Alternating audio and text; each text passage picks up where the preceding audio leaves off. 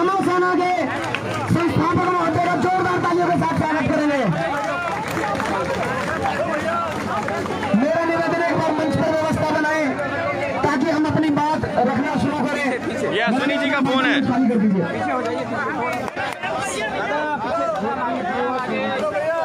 गुरुकुल युवा सोनीपत की टीम आई है, जोरदार तालियों से भाइयों का स्वागत करेंगे। ये अश्विनी जी का फोन है, उससे लाइव कर रहे हैं उनके पेज। वो सब कर रहे हैं ऐसे ही बोल रहे हैं। हमारे बीच में महाभारत के युधिष्ठिर आ चुके हैं, एक बार जोरदार तालियों से स्वागत करेगा। केवलिया फाउंडेशन की टीम, केवलिया फाउंडेशन की टीम मुझे सभी का स्वागत करती है।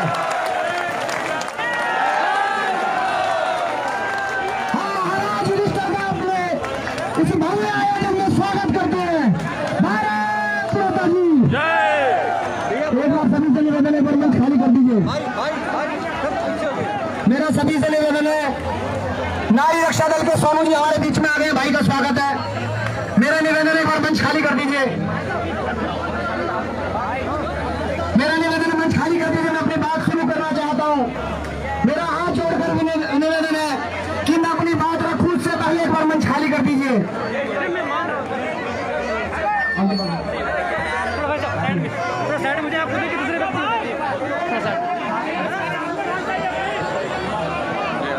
मोबाइल है उनके पेज से लाइव उन्होंने बोला जो पीछे फोन का सब शांत रहे।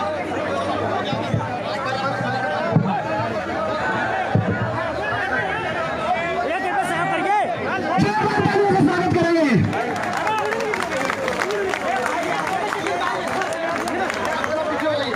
सभी से निवेदन है, व्यवस्था बनाने में सहयोग करिए। सभी से मेरा निवेदन है, व्यवस्था बनाने में सहयोग कीजिए। मुझे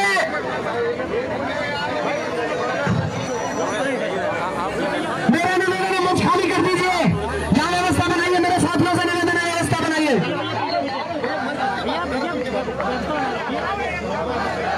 अरे जी का मोबाइल है, फिर उन्हीं का फेसबुक पेज है। तुम पहले आगे जाओ, खड़े रहो, ऐसे यहीं रहो। मैं आगे करूंगा, आप सब शांति से रखिए। प्लीज जी अपनी बात पूरी करके उसके बाद बात भेजिए। हमारे बीच में आ चुके हैं, तो बात भेजिए, अपनी बात आपके अंदर विस्तार से रखेंगे। बात रखें भैया, ये खाली कर दो, मेरा हाथ जोड़कर निवेदन है। मेरे अंदर ऊर्जा सीमित है।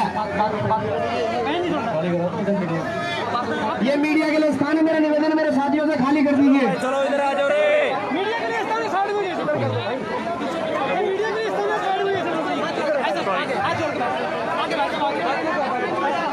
मेरे साथियों,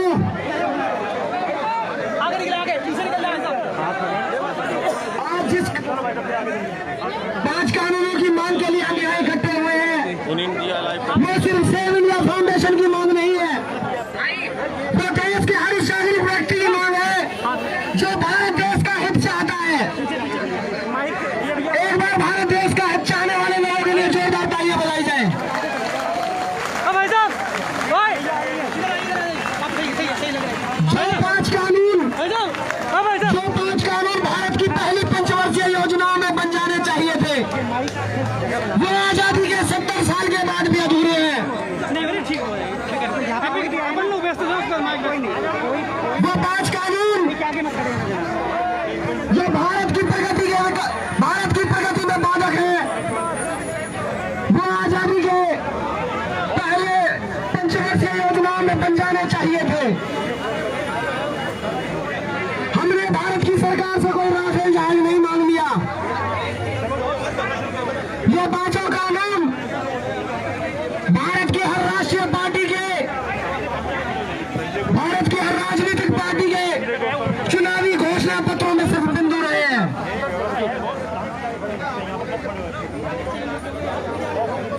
मेरे साथियों,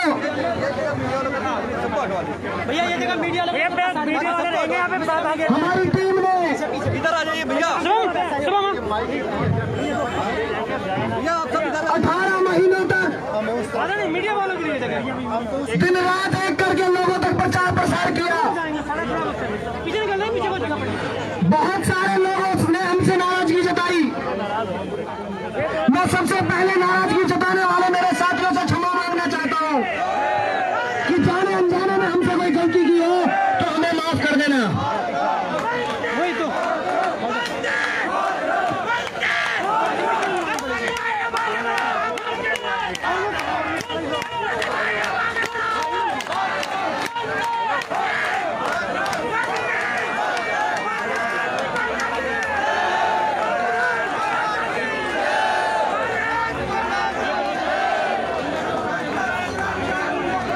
आज से 7 साल पहले मैं एक आंदोलन में जंतर मंतर पर आया था।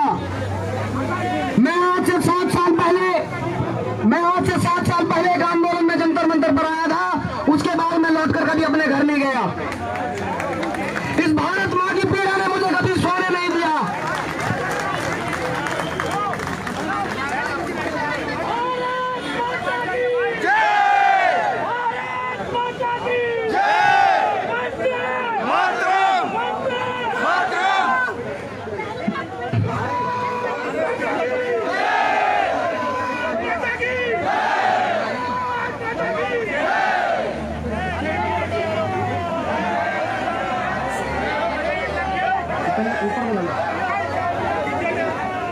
ये भारत बचाओ आंदोलन, ये भारत बचाओ आंदोलन, ये भारत बचाओ आंदोलन देश के हर घर का आंदोलन है क्या नहीं है बताइए आप। ये भारत बचाओ आंदोलन देश के हर युवा की आवाज है या नहीं है बताइए। ये भारत बचाओ आंदोलन देश की डिमांड है या नहीं है बताइए। ये 5 कानून बनने चाहिए नहीं बनने चाहिए। एक बार दोनों हाथ खड़े करके बताइए कानून बनने चाहिए नहीं बनने चाहिए। ये अंग्रेजी कानूनों का विवादित ढांचा गिरना चाहिए नहीं गिरना चाहिए। शिवम बस यहाँ के खड़ो। ये 5 कानून बनने चाहिए नहीं बनने चाहिए। ये अंग्रेजी कानूनों का विवादित ढांचा गिरना चाहिए नहीं गिरना चाहिए। अरे भैया स्टार्ट हो जाओ। मेरे साथियों, ये सांकेतिक आंदोलन है। मैं पहुंच चुका हूँ। ये सरकारों से आग्रह करने के लिए आयोजन किया गया है कि आगामी सत्ताओं तक अगर भारत की सरकारों ने ये 5 मांगे नहीं मानी तो आने वाले सत्र के बाद इस बार हिंदू नववर्ष पर पूरे भारत के लोग पूरी दिल्ली को भर देंगे।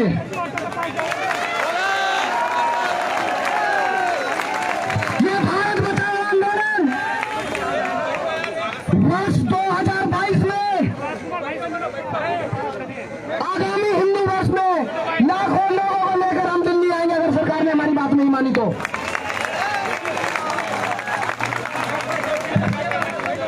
अगर सरकार ने हमारी ये 5 मांगे नहीं मानी, हमारी मांगों को नजरअंदाज किया तो पूरे देश में हम प्रचार करेंगे और पूरे देश से लोगों को लेकर दिल्ली आएंगे। हमें देश से भरपूर आशीर्वाद मिला है, हमें पूरे देश से सहयोग मिला है। पूरे देश के लोगों के कष्ट कर्म की उनके पाई के सहयोग से जो संसाधन खड़े हुए उन संसाधनों से आंदोलन खड़ा है। एक बार जोरदार तालियां बजा के उनका स्वागत कीजिए।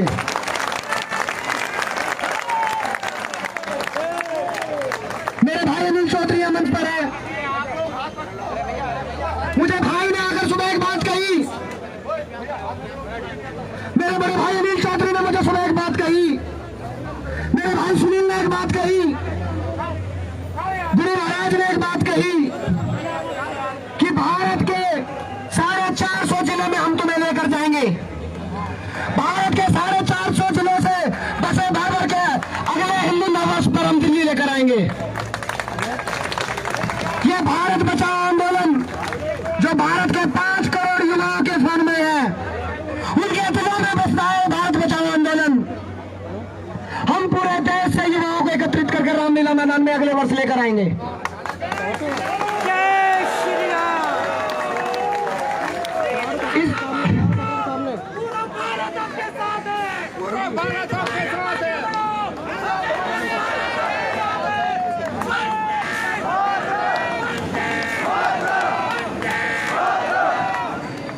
ये भारत बचाओ आंदोलन ये ऐतिहासिक आंदोलन होगा। या तो सरकारें हमारी मांगें मानेंगी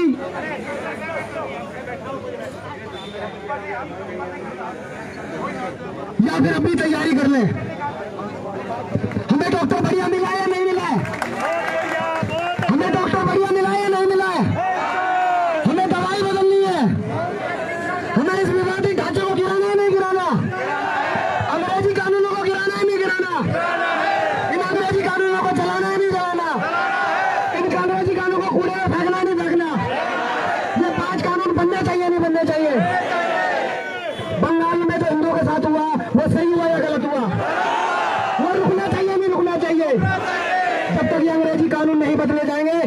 बंगाल जैसी हिंसा, कश्मीर जैसी हिंसा, उत्तर प्रदेश जैसी हिंसा थमने वाली नहीं है, क्योंकि ये कानून इस पुलिस को न्याय नहीं दिला सकता, तो ये कानून हमें भी न्याय देने वाला नहीं है।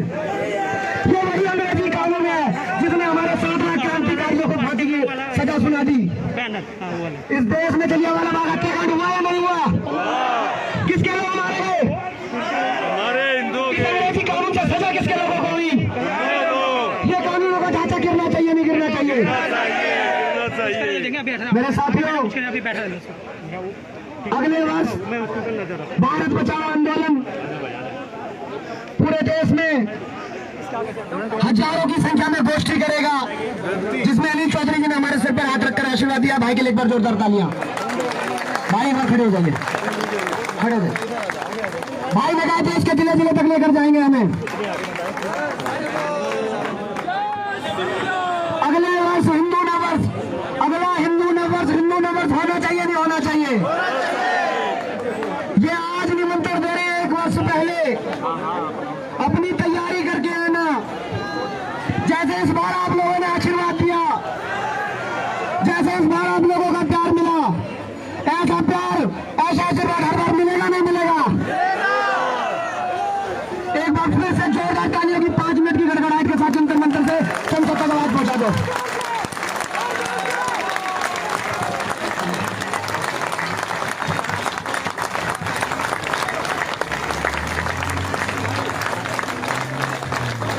धर्म का काम हो रहा है और धर्मराज आपके बीच में है कि बातें बात हो लिया।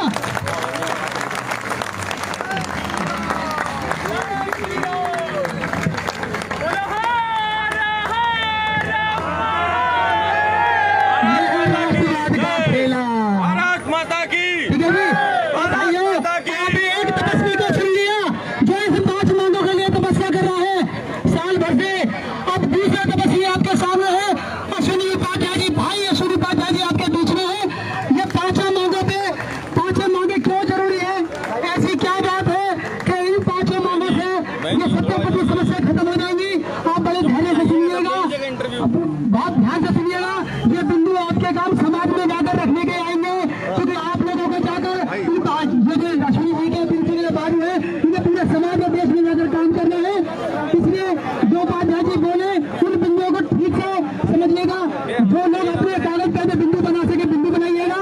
मैं बता दूं आपको, अश्विनी जी खाली यहाँ सड़क पर नहीं लड़ रहे। इससे पहले ये सुप्रीम कोर्ट के, हाई कोर्ट के अंदर, सुप्रीम कोर्ट के अंदर 110 से ज्यादा चुनौती आ चुका है। देश समाज के लिए लड़ा चुके हैं। एक वकील एक तारीख की फीस 5 लाख रुपए लेता है और एक किसी ने इनको प्रोत्साहन राशि तक नहीं दी इस काम के लिए। तो फिर की पीड़ा थी, तो इसके लगे हुए निरंतर इस काम के लगे हुए। मैं आप लोगों के बीच में ज्यादा समय न लेते हुए भाई अश्विनी उपाध्याय से कहूंगा कि इन 5 मांगों को विस्तार से लोगों को सहज रूप से समझाएं। और आपसे भी आग्रह है कि धर्म की बात करें धर्मराज के बीच में, और आप भी धर्म की मर्यादा की पालना करते हुए अश्विनी जी बात को अच्छे से सुनेंगे, समझेंगे। एक बार जोरदार तालियों से भाई साहब का स्वागत करेंगे, जोरदार तालियों से। इस आंदोलन में भाई साहब ने भरपूर सहयोग दिया है। इस आंदोलन में भाई साहब के आशीर्वाद की बहुत बड़ी भूमिका है। जोरदार तालियों से।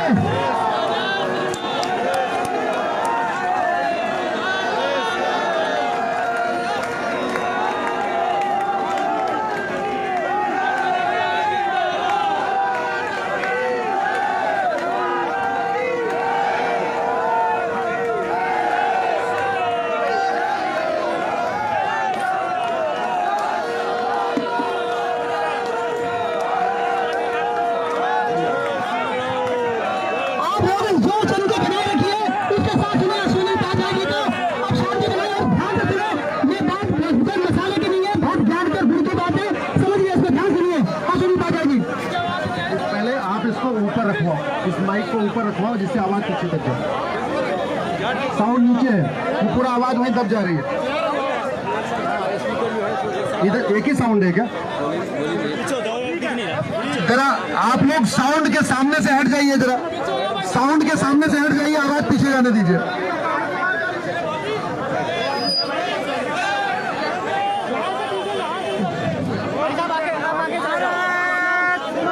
लोगों को मेरी आवाज पीछे आ रही है क्या? पीछे वाले हाथ उठाए, आवाज आ रही है आपको? आप आगे आ जाओ ना भाई साहब। आवाज आ रही है कि नहीं आ रही है? इसको थोड़ा ऊपर उठवाने का जरूरत है। एक मिनट आप लोग बैठ जाइए, जरा सामने बैठ जाइए भैया, बहुत जरूरी बात है, आप समझिए जरा, इस बात को समझना बहुत जरूरी। आप लोग नीचे बैठ जाइए जरा सामने से, केवल मीडिया को खड़े रहने दीजिए, केवल मीडिया को खड़े रहने दीजिए बस। मीडिया जो लोग लाइव कर रहे हैं उनको, भैया हेलो, आप आ जाओ सामने, आप सामने सर जाओ। आगे सर। भारत माता की, भारत माता की, इधर से आवाज नहीं आ रही, भारत माता की, पीछे से भारत माता की।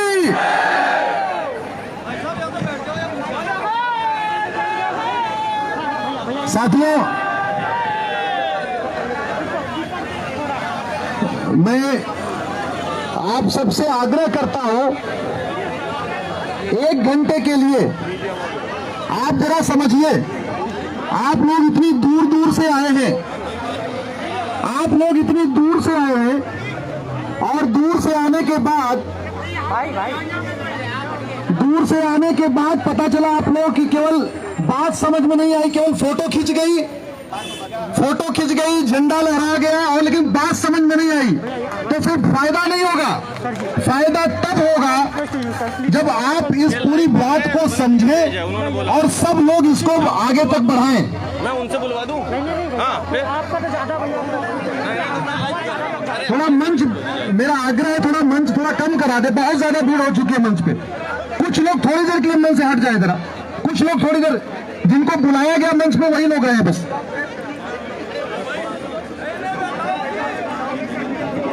अभी चेयर कहाँ है यार, उसको बुलाओ जरा।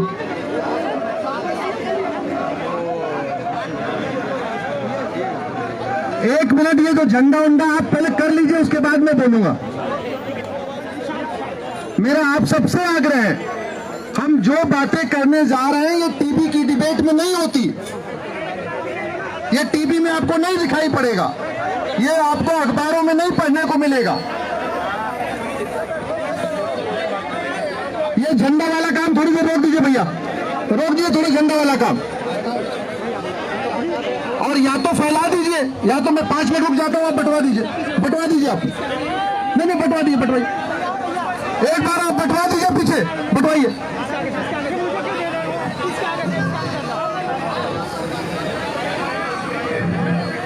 ये माइक प्रीत, ये माइक थोड़ा और ऊपर हो सकता है क्या? कुछ है जुगाड़ अपने पास? क्योंकि माइक की आवाज जब तक ऊपर नहीं होगी पीछे आवाज नहीं जाएगी।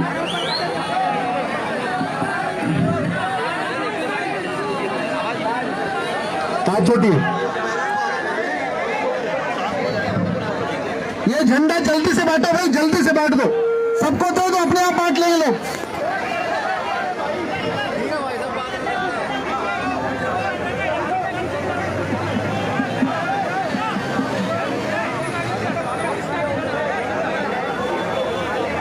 हो गया, झंडा बट गया, चलिए।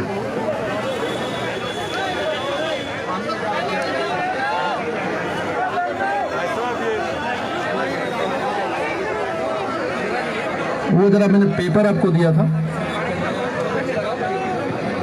केवल मीडिया के लोग यहां आगे रहे बस, मीडिया के लोग, बाकी सब लोग पीछे हो जाए, क्योंकि मीडिया का यहां रहना जरूरी है, वो लाइव करेंगे, पूरा देश देखेगा। साथियों, भाई रोक लो ना अभी तो। कितने हैं अभी? सबको बंटवा दो।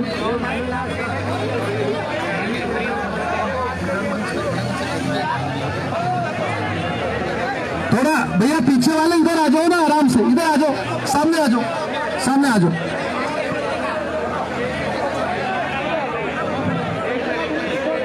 तुम फोन करो, चेयर बना लो, उनको खड़े होने में दिक्कत होगी।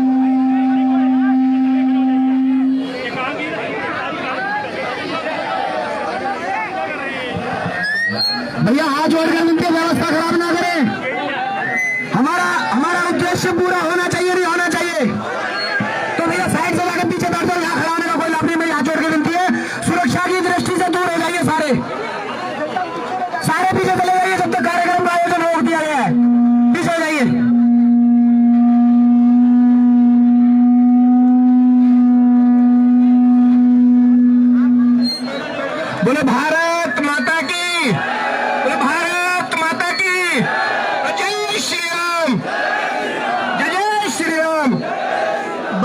निवेदन है हाथ जोड़कर। एक तो जब किसी को ये कहा जाए कि मंच से साइड हो जाए, कोई बुरा ना माने, क्योंकि ये मजबूरी में इसलिए कहना पड़ रहा है कि जो कुछ भी अभी यहाँ से बात कही जाएगी, अभी अश्वनी जी अपनी बात रखेंगे और भी लोग अपनी बात रखेंगे, और वो आप तक नहीं पहुंची तो लाभ नहीं होगा। कोई भी भैया जिसको हटाया यहाँ से जाएगा उसे खराब लगेगा। बेहतर है कि इसके सामने ना आए, जो स्पीकर है उसके सामने ना आए। और जो झंडे वाला काम है, अगर हम इसे लास्ट में ले जाएं तो ज्यादा अच्छा रहेगा। झंडे को पीछे की ओर ले जाएं, झंडे वाला काम। दूसरा, ऐसे ऐसे लोग, कोई उड़ीसा से, कोई गोवा से, कोई जयपुर से, कोई अमरोहा से, कोई धनौरा से, कोई बिजनौर से, कोई मेरठ से, कोई कहीं से आया है, सारे भाई हैं, सारे सनातनी हैं। भाई किसी वजह से कोई अगर छोटी मोटी चूक हो जाए, कोई सम्मान का कोई मामला हो जाए, इसे बिल्कुल क्षमा कर देना। किसी भी आयोजक के प्रति उसमें मन में मत रखना, ये आपका काम है। कोई झारखंड से, अभी विदेश अंगली जी में देखा कोडरमा वाले किस तरह से टीम है, महाराष्ट्र से, राजस्थान, मध्य प्रदेश से, अपने गोवा वाले साहब बैठे हैं वाले, तो ये सारे लोग बैठे हैं। मेरा केवल इतना मतलब है, पूरी इंडिया से, पूरे भारत से। तो जो ये आप लोगों ने Ashwani ji, save India foundation, Ashwani Upadhyay ji, Preet Sirohi ji और आपकी टीम, जिस तरह से आपने काम किया है, जिस तरह से मेहनत की है, लोग आए हैं, उन तक अपनी बात पहुंचनी चाहिए। अगर हम थोड़ा बहुत साइड हो जाए और उनकी बात सुन लें, अगर सुनने को तैयार है तो उन्हें माइक दिया जाए, वरना रहने देते हैं। अगर जो सुनने को तैयार है, भैया एक बार हाथ खड़े कर, हाथ खड़े कर, बस। तो फिर अश्वनी जी, अश्वनी जी,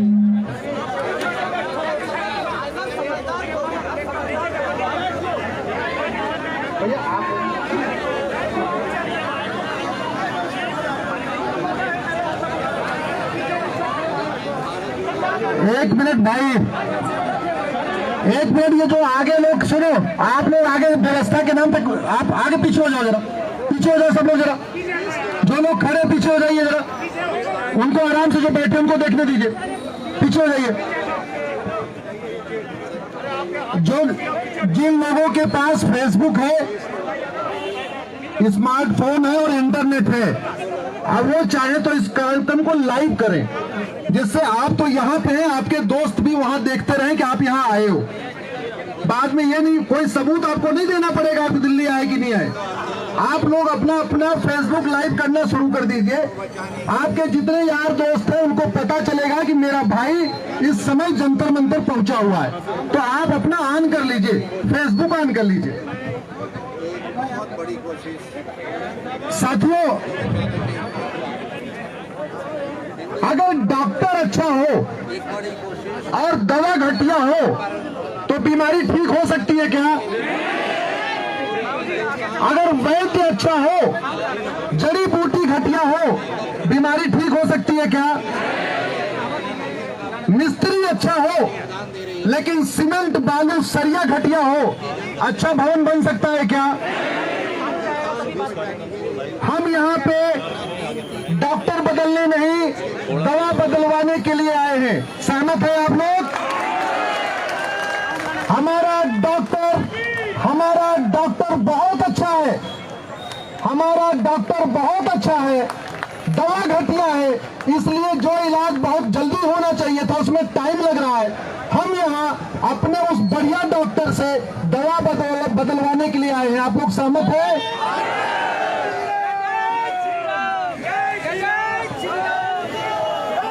आप जरा इसको समझिए, हम 222 कानूनों को बदलवाने की मांग क्यों कर रहे हैं, इसको आप अच्छी तरीके से समझ लीजिए, क्योंकि आप ही लोगों को 100-100, 200 लोगों को आगे बताना है। और हमने एक बार आप लोगों को यहाँ बुलाया है, अब आपको दोबारा हम जल्दी नहीं बुलाएंगे। अब हम आपके शहर में आने वाले हैं, आपके शहर में आके वही आपसे बात करेंगे।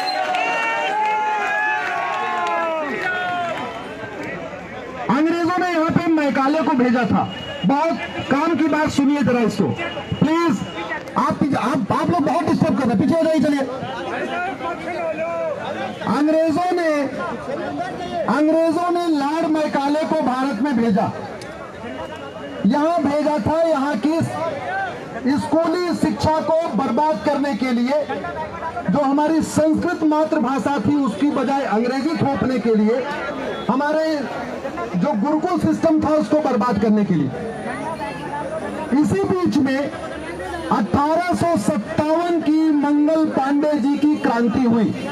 1857 की मंगल पांडे जी की जब क्रांति हुई, अंग्रेजों के कान खड़े हो गए। उनको लगा स्कूल तो छोड़ो, अब तो सत्ता बचेगी तब तो स्कूल अपना खोलेंगे, पहले सत्ता बचा लेते हैं, हमारी सत्ता उखड़ने वाली है। क्योंकि विद्रोह जो मंगल पांडे जी ने जो बिगुल फूका था वो पूरी भारत के सेना में फैल चुका था। पूरे भारत के सैनिक विद्रोह पे उतारू हो चुके थे। मैकाले को कहा गया अब स्कूल छोड़ो, कानून बनाओ। उसने 1857 में एक कानून बनाना शुरू किया। 3 साल तक मेहनत करके वो कानून बनाया। 1860 में वो कानून कंप्लीट हुआ। उस कानून को कहते हैं Indian penal code. Indian penal code. और वो कानून आज भी चल रहा है। वो कानून आज भी चल रहा है। जब कानून बन गया, इंडियन पीनल कोड बन गया, उसके बाद मैकाले को लगा कि कानून तो बन गया, लेकिन आगे क्या? अगला कानून 1861 में बना, अंग्रेजों ने बनाया। उसको कहते हैं पुलिस एक्ट। Police act 1861। ये देखिए पुलिस के साथी आए हुए, ये परेशान है इस कानून से, बहुत परेशान है ये लोग। और उस 1861 के पुलिस एक्ट को बना के हमारे परिवार के किसी एक सदस्य को वर्दी पहनाई गई, हाथ में डंडा दिया गया, कंधे पे एक बंदूक दी गई और एक भाई से दूसरे भाई को पिटवाना शुरू कर दिया। इसलिए यह कानून बना था 1861 का पुलिस एक्ट। ये हमारे साथी जितने यहाँ पे पुलिस वाले खड़े हैं हमारी सुरक्षा के लिए, आप इनसे अकेले में बात करके पूछ लो।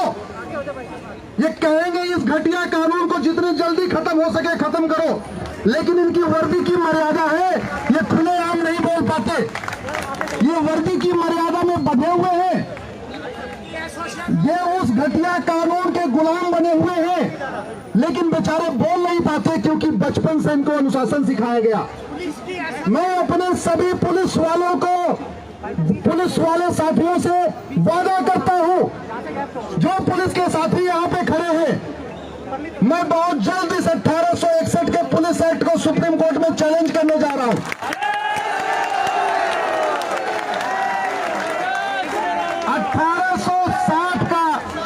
1860 का इंडियन पिनल कोड मैंने सुप्रीम कोर्ट में चैलेंज कर दिया है।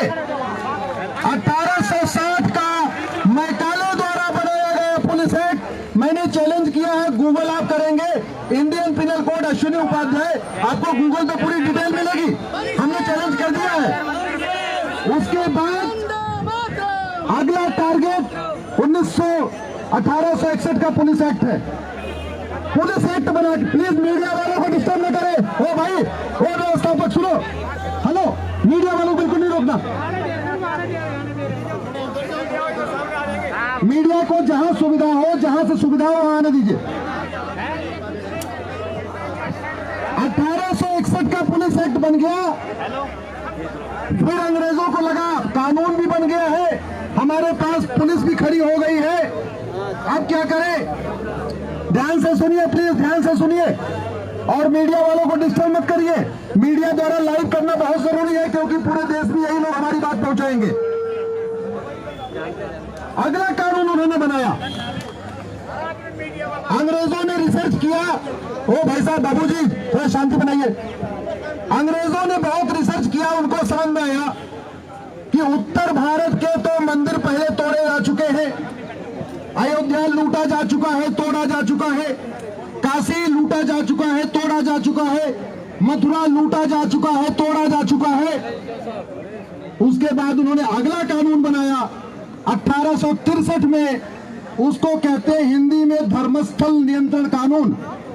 और वो कानून बना के अंग्रेजों ने भारत के मंदिरों को अपने कब्जे में ले लिया, और वो कानून आज भी चल रहा है। खत्म होना चाहिए कि नहीं? होना चाहिए। हमारे हिंदू, जैन, बौद्ध और सिख के 4 लाख मंदिर सरकार के कंट्रोल में है। खत्म होना चाहिए कि नहीं? इस 1863 में बने हुए धर्मस्थल कानून को मैंने सुप्रीम कोर्ट में चुनौती दे दिया है। सुप्रीम कोर्ट में मैंने इसको चैलेंज कर दिया है।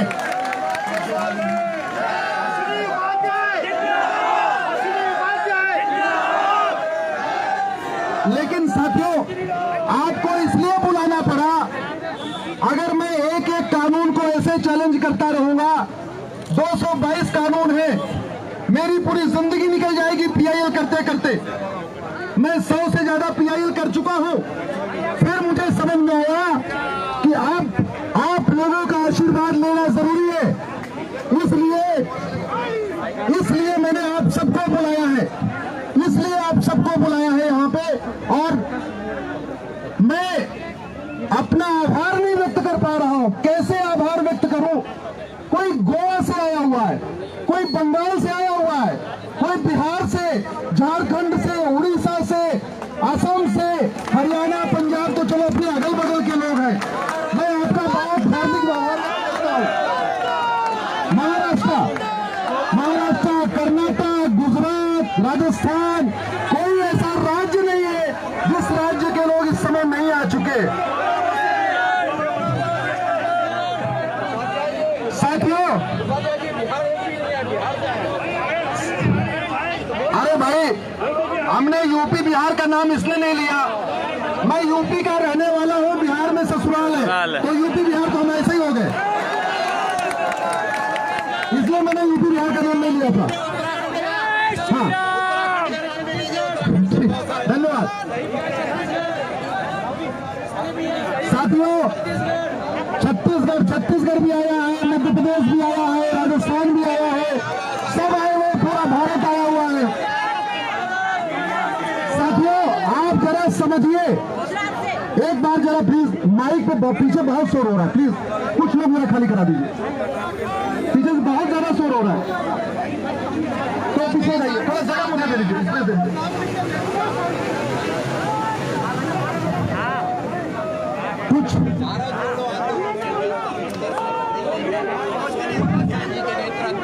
साथियों, ये कानून कितना घटिया है आप समझिए जरा। हमारा थाना अंग्रेजों के कानून से चल रहा है, हमारी तहसील आज भी अंग्रेजों के कानून से चल रही है, हमारा जिला आज भी अंग्रेजों के कानून से चल रहा है, हमारी हाई कोर्ट आज भी अंग्रेजी कानून से चल रही है, हमारी सुप्रीम कोर्ट आज भी अंग्रेजी कानून से चल रही है, और हमारी जेल भी अंग्रेजी कानून से चल रही है। बेचारे जो जेल में कैदी हैं, उनके ऊपर एक तो वैसे ही कैदी, ऊपर से अंग्रेजों का कानून, आज भी उनके ऊपर अंग्रेजी कानून चल रहा है। हमारा, एक मिनट प्लीज, आगे से डिस्टर्ब मत करें माता जी, शांत हो जाइए जरा, बाकी लोग भी बैठे, डिस्टर्ब मत करिए प्लीज।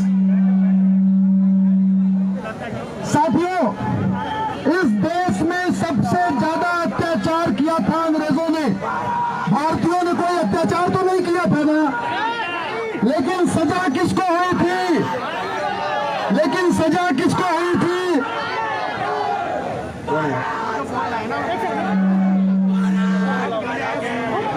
कालका जी वाले मेरा सुनिए, कालका जी मेरा बुलाओ ना।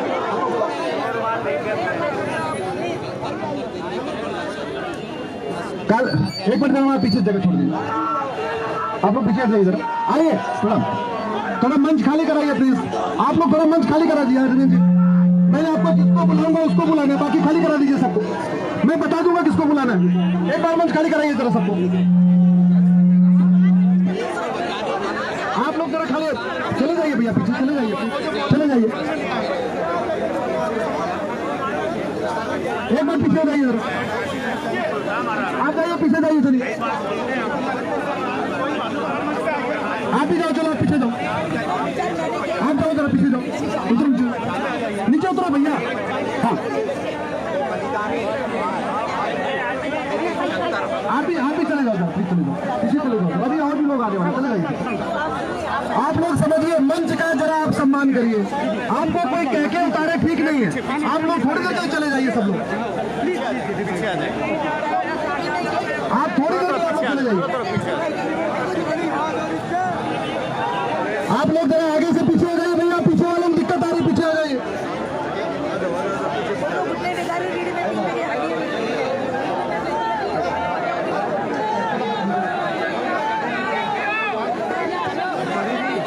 माता जी आप बहुत डिस्टर्ब कर रही हैं, प्लीज ऐसे मत करिए, आप बहुत ज्यादा डिस्टर्ब कर रही हैं।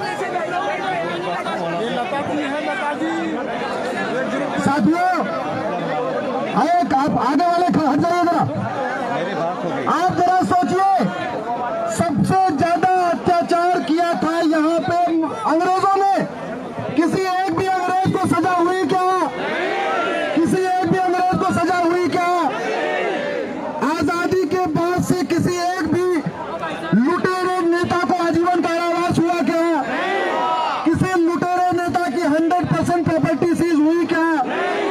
न अंग्रेजों को आजीवन कारावास हुआ, न लुटेरों को आजीवन कारावास हुआ, न अंग्रेजों की संपत्ति जब्त हुई, न लुटेरों की संपत्ति जब्त हुई। इसका मतलब ये कानूनी घटिया है, ये कानूनी घटिया है। ये अंग्रेजों ने जो कानून बनाया था, ये वीर सावरकर को आजीवन कारावास देने के लिए बनाया था, समझ लीजिए आप। अंग्रेजों ने जो कानून बनाया था, ये वीर सावरकर को आजीवन कारावास देने के लिए बनाया था। ये भगत सिंह, सुखदेव, राजगुरु को फांसी देने के लिए बनाया था। ये तिलक को और लाला लाजपत राय को लाठियों से पीटने के लिए बनवाया था। ये हमें न्याय देने के लिए नहीं बनवाया था।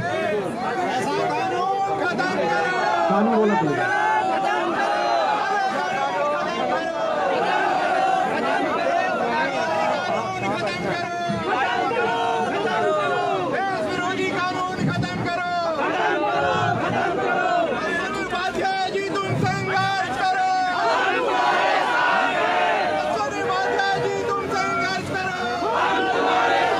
साथियों सुनिए, अंग्रेजी कानून कितने घटिया है आप जरा समझिए।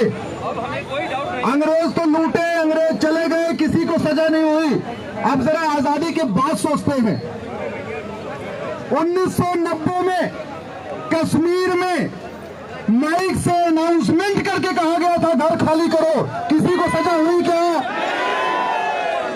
1990 में दिन दहाड़े, 1990 में कश्मीर में दिन दहाड़े बलात्कार हुआ था, किसी को सजा हुई क्या? 1990 में दिन दहाड़े घर जलाए गए थे कश्मीर में, किसी को सजा हुई क्या? 1990 में दिन दहाड़े हत्या की गई थी, तलवार से काटा गया था, बगीचों पे कब्जा किया गया था, किसी को सजा हुई क्या?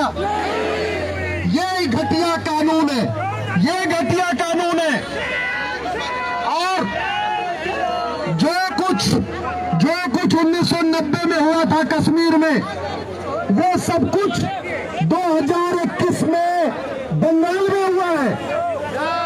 बंगाल में भी हत्या हुई है, बंगाल में भी बलात्कार हुआ है, बंगाल में भी घर जलाया गया है, बंगाल में भी पलायन हुआ है। और मैं आपको लिख के देता हूँ, मैं जितना मुझे कानून का ज्ञान है मैं आपको लिख के देता हूँ। ये अगर घटिया कानून नहीं बदले गए, जिस तरीके से कश्मीर में किसी को कुछ नहीं हुआ, बंगाल में भी किसी को कुछ नहीं होगा। साथियों आज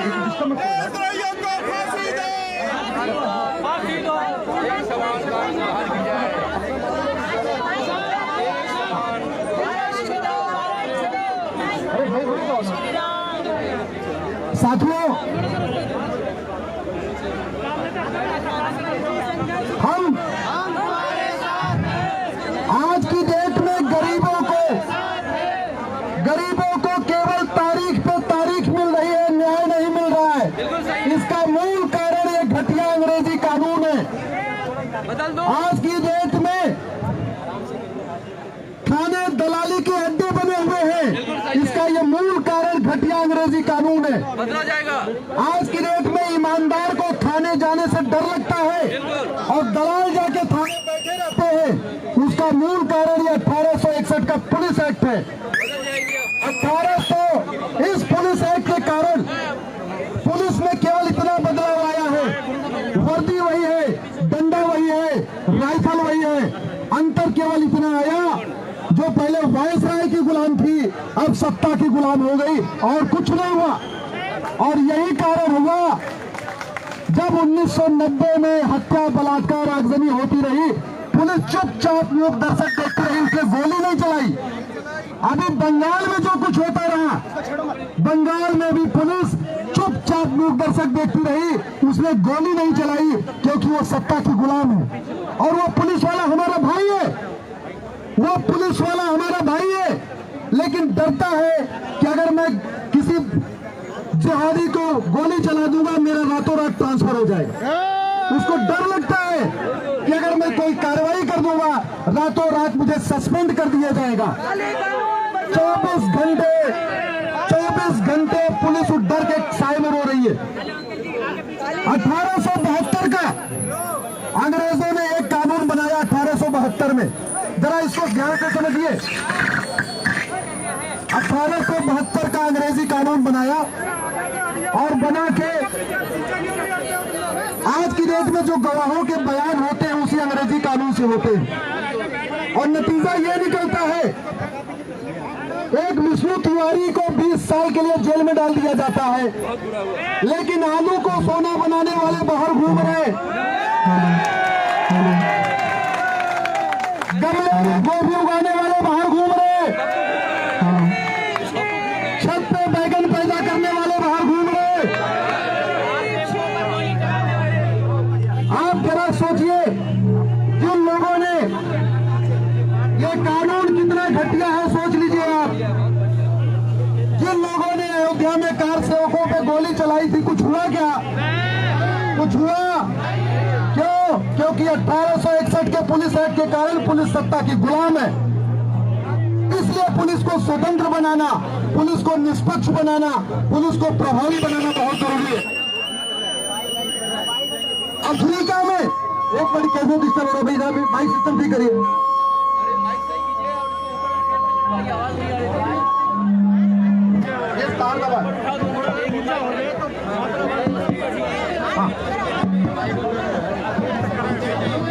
जरा माइक के सामने से आप लोग हट जाइए, आवाज पीछे नहीं जा रही। माइक के सामने आप लोग पीछे हो जाइए जरा।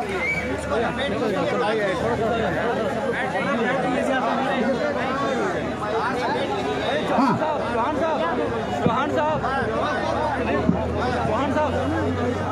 साथियों, अफ्रीका में महात्मा गांधी की परपोती ने 3 करोड़ का घोटाला किया था। ध्यान से सुनिए, ये घटिया कानून बदलना क्यों जरूरी है। इस घटिया कानून को बदलना क्यों जरूरी है समझिए। 1863 अफ्रीका में महात्मा गांधी की परपोती ने 3 करोड़ का घोटाला किया और उससे 3 करोड़ वसूला गया और 7 साल की सजा हुई। आवाज नहीं आ रही है? ओ भाई पीछे आवाज नहीं जा रही, जरा सामने हट जाइए जरा प्लीज। पीछे हो जाओ। माइक कोई टेबल नहीं इतना ऊंचा करो, जरा सामने हट जाओ भैया, पीछे आवाज नहीं जा रही है।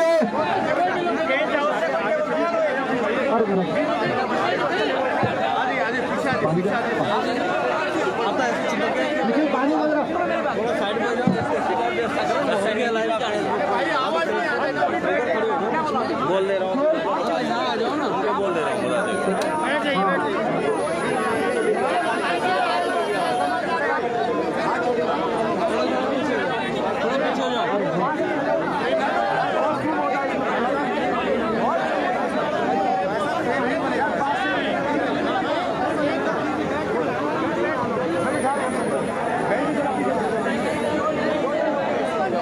एक बार ध्यान से सुनिए भैया, पीछे कोई बात नहीं। ध्यान से सुन लीजिए प्लीज। आप लोग इतनी मेहनत करके आए हैं, मैं आप लोगों से हाथ जोड़ के आग्रह करता हूँ। आपको तकलीफ है, मुझे पता है आप लोगों को तकलीफ है। तकलीफ का कारण यह है कि हमें कुर्सी लगाने और बाकी चीजों की अनुमति नहीं मिल रही, बैठने की अनुमति मिली है। थोड़ा तकलीफ झेल लीजिए। साथियों, एक चीज बताइए, भगत सिंह फांसी पे चढ़े थे क्या घटिया अंग्रेजी कानूनों के लिए? वीर सावरकर ने जो आजीवन कारावास झेला था क्या घटिया अंग्रेजी कानूनों के लिए? बाल गंगाधर तिलक और लाला लाजपत राय ने जो लाठियां खाई थी क्या घटिया अंग्रेजी कानूनों के लिए? ये अंग्रेजी कानून भारत के लोगों से पूछ के नहीं बनाए गए थे।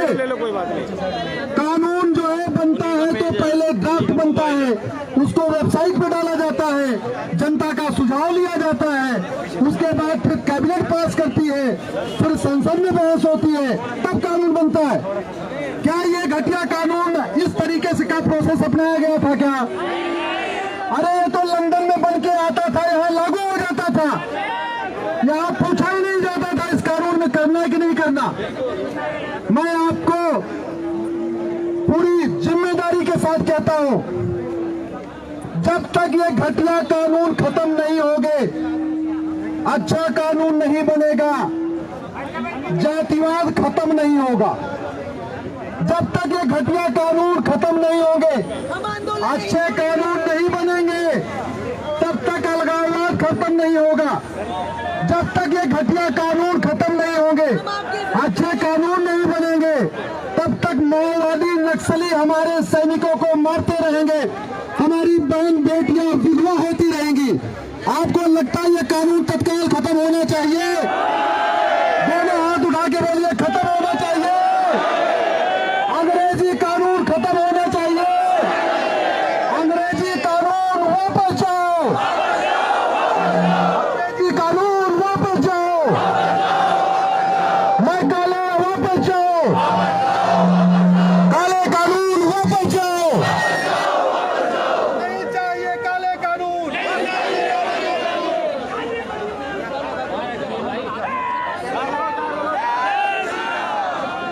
भाई जरा तार गड़बड़ हो गया।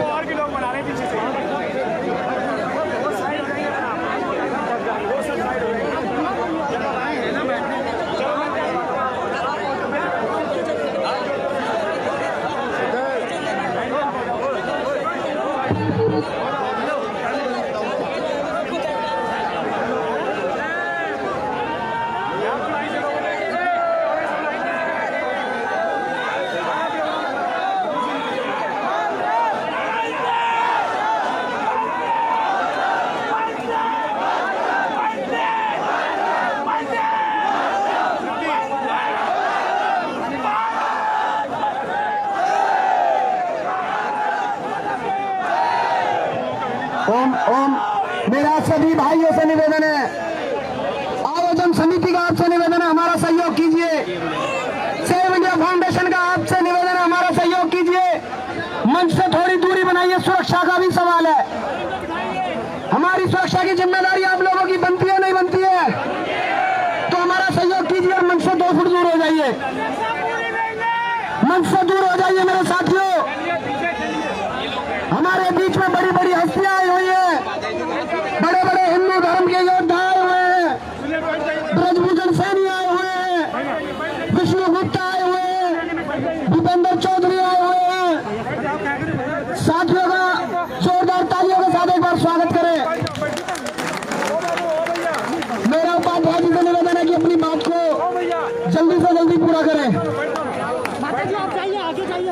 साथियों, एक सेकंड हम व्यवस्था करते हैं।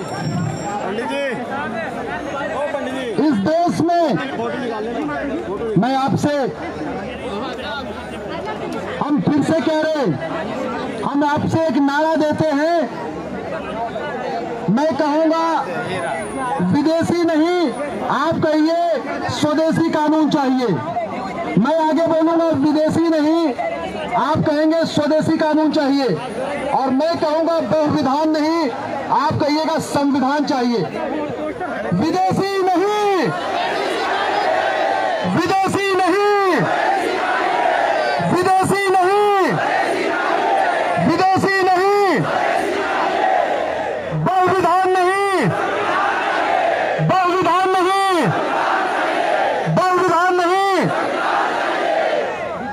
साथियों, ये 1872 में अंग्रेजों ने कानून बनाया कि जितने अंग्रेज थे वो सबूत के अभाव में छूट जाते थे, लेकिन भगत सिंह को फांसी होती थी, सुखदेव को फांसी होती थी, अशफाकुल्लाह को फांसी होती थी, राजगुरु को फांसी होती थी, सावरकर को आजीवन कारावास होता था। ये इस घटिया कानून का दुष्परिणाम है। और हम लोग यहां फिर से कह रहा हूं, इससे बढ़िया डॉक्टर नहीं मिलेगा। इससे बढ़िया डॉक्टर मिलेगा क्या? इससे बढ़िया डॉक्टर मिलेगा क्या? तो इस घटिया दवा को बदलना चाहिए कि नहीं? इस घटिया दवा को बदलना चाहिए कि नहीं? इससे आगे बढ़ो।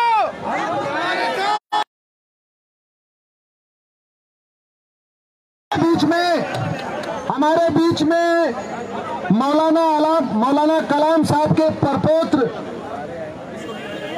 फिरोज बख्श साहब आए हुए हैं, जो हैदराबाद यूनिवर्सिटी के चांसलर हैं। मैं उनका स्वागत करता हूं।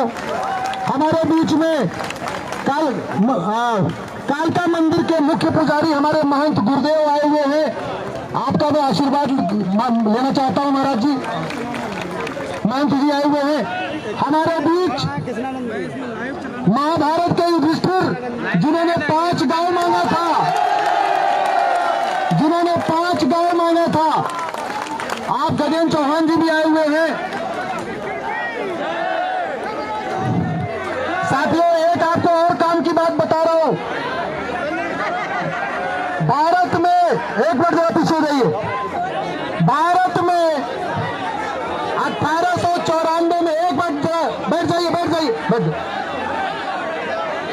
केवल मीडिया के लोग खड़े रहे, बाकी लोग साइड हो जाए।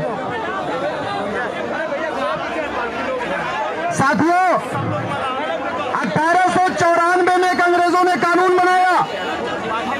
1894 में कानून बना के हमारी जमीनों को एक्वायर किया, और जमीनों को एक्वायर करके मन माने लोगों को 99 साल की लीज पे दे दिया। वो लीज पूरी हो गई है, वो 99 ईयर की लीज पे पूरी हो चुकी है। बहुत जल्द मैं उसको भी चैलेंज करूंगा।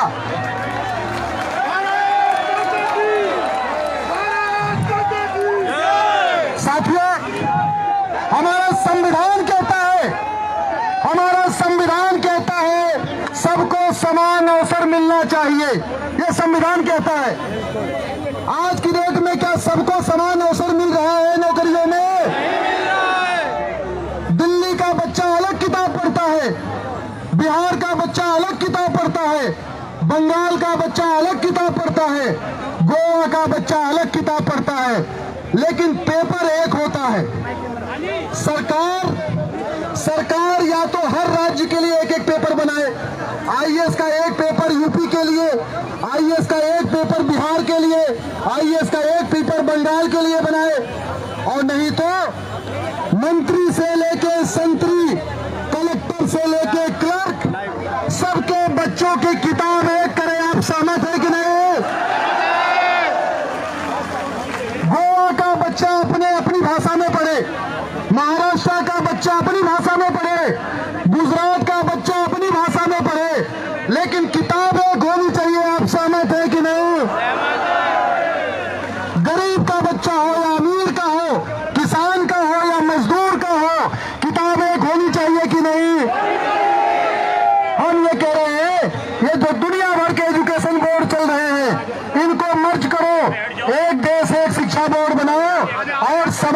संहिता लागू करो। 12वीं तक 18 साल तक के सभी बच्चों की किताब एक होनी चाहिए। आप सहमत हैं साथियों? भारत में सिविल राइट के 36 कानून चल रहे हैं, 36 कानून।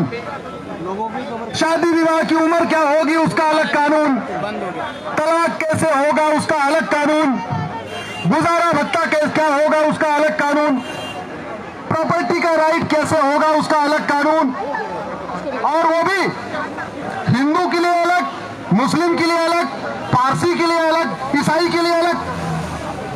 जब हम सबको यहाँ समान अधिकार मिला है तो एक समान नागरिक संहिता होनी चाहिए कि नहीं? एक देश एक नागरिक संहिता होनी चाहिए, एक देश एक दंड संहिता होनी चाहिए, एक भारतीय नागरिक संहिता सबके लिए होनी चाहिए। दूसरी मांग हमारी यही है साथियों।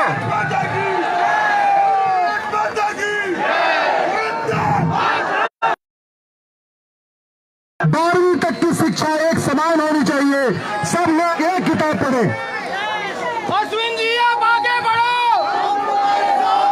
अश्विन जी आप आगे बढ़ो। साथियों, दूसरी हमारी जो मांग, आप अगर गूगल करेंगे uniform civil code Ashwini Upadhyay आपको गूगल पे मिलेगा। मैं सुप्रीम कोर्ट में लड़ रहा हूं, लेकिन सुप्रीम कोर्ट भी अंग्रेजी कानून से चल रहा है, इसलिए हमको सुप्रीम कोर्ट में भी तारीख पे तारीख मिल रही है। आप इसलिए मैं आपकी अदालत में आया हूं, जनता की अदालत में आया हूं, और आप लोग आपके शहर में होगा, पूरे देश में होगा, समान नागरिक संहिता लागू होना चाहिए कि नहीं? साथियों, मैं 2017 से भारत में एनआरसी लागू करने की लड़ाई लड़ रहा हूं। सुप्रीम कोर्ट में अगर आप करेंगे, ये तार दबा हुआ है, देखना तार दबा हुआ है।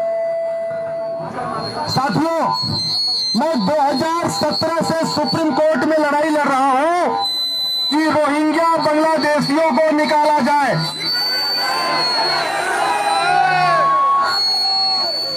पांच करोड़ रोहिंग्या और बांग्लादेशी भारत में आके हमारे हिस्से की रोटी खा रहे, हमारे हिस्से का पानी पी रहे, हमारे हिस्से की नौकरी ले लिए हैं।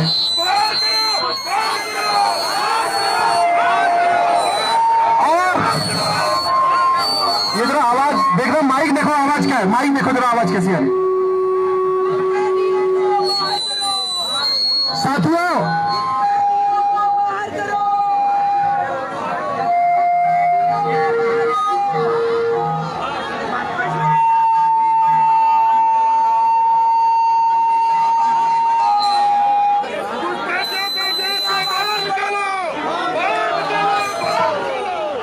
साथियों, तो सुप्रीम कोर्ट की लड़ाई अलग चलती रहेगी, मैं वहां लड़ता रहूंगा, लेकिन अब हम आपके बीच में आएंगे, आपके शहर में आएंगे। इन्हीं बातों, हमारा कानून घटिया है, ये घुसपैठियों को पकड़ने वाला कानून 1946 में बना था, अंग्रेजों ने बनाया था, और इन्होंने यहाँ पे घुसपैठ बढ़ाने के लिए कानून बनाया था, घुसपैठ कंट्रोल करने के लिए नहीं। अरे भैया जरा मंच खाली कराओ प्लीज, मंच खाली कराओ प्लीज, थोड़ा आप लोग प्लीज मंच खाली कर दीजिए। तो घुसपैठ की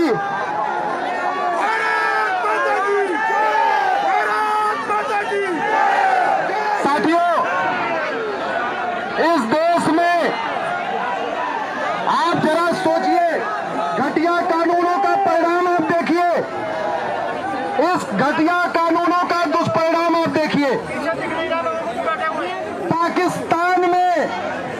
पाकिस्तान में अल्पसंख्यक कहते हैं समान अधिकार दे दो, भारत का बहुसंख्यक कहता है हमको समान अधिकार दे दो। सही बात है। इस घटिया कानून का दुष्परिणाम देखिए, पाकिस्तान में अल्पसंख्यकों का धर्मांतरण होता है, भारत में बहुसंख्यकों का धर्मांतरण होता है। इस घटिया कानून का दुष्परिणाम देखिए, अल्पसंख्यकों की बच्चियों को उठाया जाता है, भारत में बहुसंख्यकों की बच्चियों को उठाया जाता है। इस घटिया कानून का दुष्परिणाम देखिए कि पाकिस्तान में अल्पसंख्यक कहते हैं हमको समान अधिकार दे दो, समान शिक्षा दे दो, समान नागरिक संहिता दे दो, धर्मांतर के खिलाफ कठोर कानून बना दो, और भारत में बहुसंख्यक कह रहा है धर्मांतर विरोधी कानून बनाओ। ये दिक्कत है। प्लीज ओ भैया, हेलो, नाराबाजी नहीं, प्लीज शांत हो जाइए, जरा शांत हो जाइए, और थोड़ा आप लोग जगह बना लीजिए, थोड़ा सामने से हट जाइए प्लीज, थोड़ा आप लोग पीछे हो जाइए। अगर आप लोग नहीं हटेंगे हम कोई बात नहीं करेंगे, हट जाइए, माइक बंद कर देंगे अगर आप लोग नहीं हट जाओगे, हट जाइए, पीछे हो जाइए।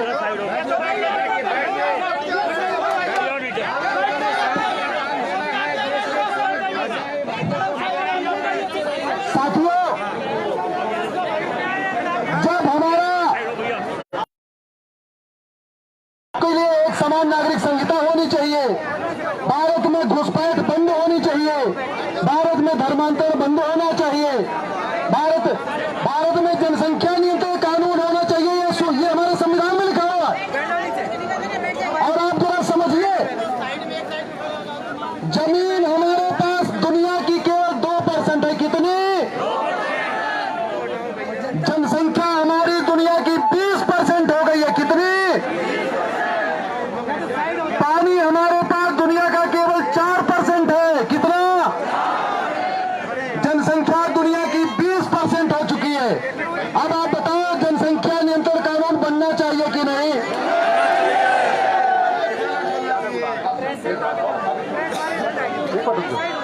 जनसंख्या नियंत्रण कानून बनना चाहिए कि नहीं?